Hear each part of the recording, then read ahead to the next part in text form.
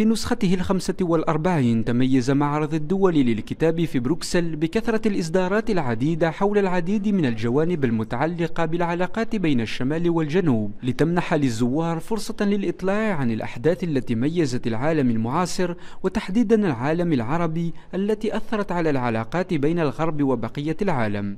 كتبا علمية أدبية فنية تاريخية ودينية، الكثير منها تسعى لتقديم رؤية جديدة حول العالم. Ce qu'il faut dire, c'est que les questions entre les relations nord-sud ont de plus en plus d'intérêt, et nous on est en plein dedans, c'est-à-dire qu'on a beaucoup d'ouvrages qui sont basés sur les questions entre les pays du nord et les pays du sud. Avec en plus de la religion, en plus des relations internationales, de l'histoire, ça prend de plus en plus d'importance, et nous on est en plein dedans en fait. معرض بروكسل الدولي للكتاب أهم التظاهرات الثقافية التي تقيم كل عام بحضور العديد من المفكرين والأدباء والصحفيين. 3 أيام تعرض فيها أكثر من 9000 كتاب، من بينها كتبا تاريخية فنية أدبية تبرز ثقافة وتاريخ الجزائر وتعطي صورة مما هو معاش داخل المجتمع الجزائري. Là, c'est la guerre d'Algérie revisitée de Aïssa Kadri, Moula Bouaziz et Tramor Kemeneur. Ça, c'est des ouvrages qui sont sortis il y a quelques semaines. Et en quantité, on doit en sortir peut-être sur les 100-110 ouvrages qu'on sort par an. Il doit y en avoir une 10-15aine qui touchent sur le Maghreb. Donc c'est quand même quelque chose d'important. Et c'est toujours des ouvrages d'une certaine qualité. Ce qu'il faut dire, c'est que ce sont des ouvrages d'une qualité universitaire. Donc ce sont des chercheurs, des historiens qui ont fait ces ouvrages. Donc voilà, c'est même des ouvrages scientifiques, on peut dire.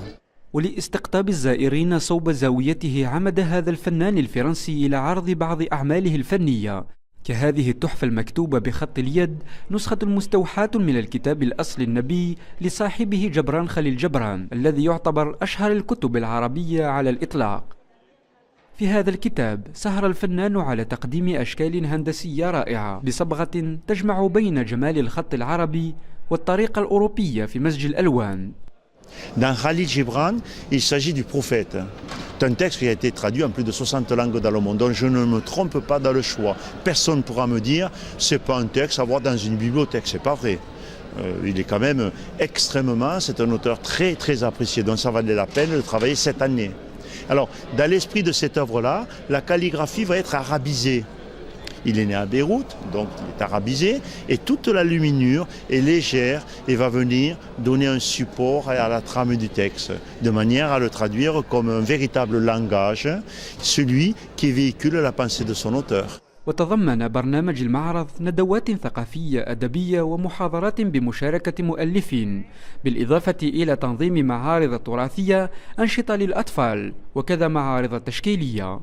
الإقبال الكبير للزوار صغيرا كان أم كبيرا لا يدل على وعي ورغبة المجتمع في القراءة، فرغم التطورات العلمية والتكنولوجيا ما زال للكتاب مكانة في المجتمع. من العاصمة البلجيكية بروكسل، حماد سفيان، نميديا نيوز.